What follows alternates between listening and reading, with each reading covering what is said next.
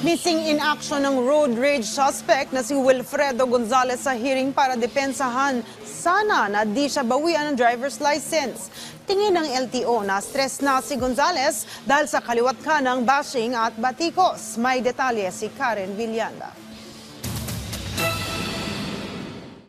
No show, hindi sumipot si Wilfredo Gonzalez, ang motoristang nag-viral matapos magkasa ng baril sa isang siklista. Sa pagdinig ng Land Transportation Office, kukunin sana ang panig niya para hindi mabawian ng lisensya kaugnay ng kanyang paglabag sa batas trapiko na nakita sa viral video. Sa halip, ang anak niya ang lumutang sa LTO para isurrender ang lisensya ng kanyang ama.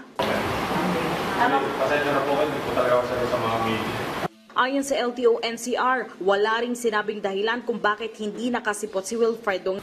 Wala naman, pero tinanong din namin, siyempre, na-stress na siguro si Sir Wilfredo. Ayon sa LTO, 4 ang kinaharap na administrative case si Gonzalez.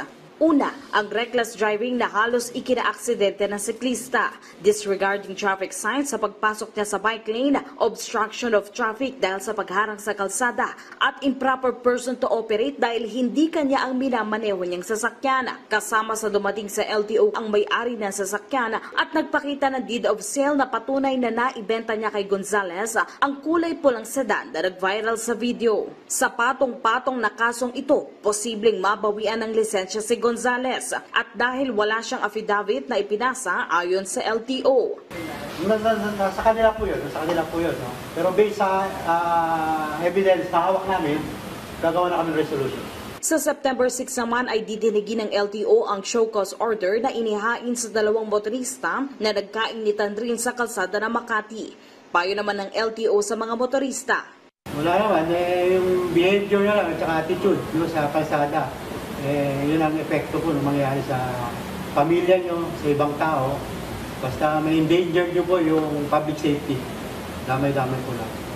Karen Villanda para sa Morning Show ng Bayan, Rise and Shine, Pilipinas.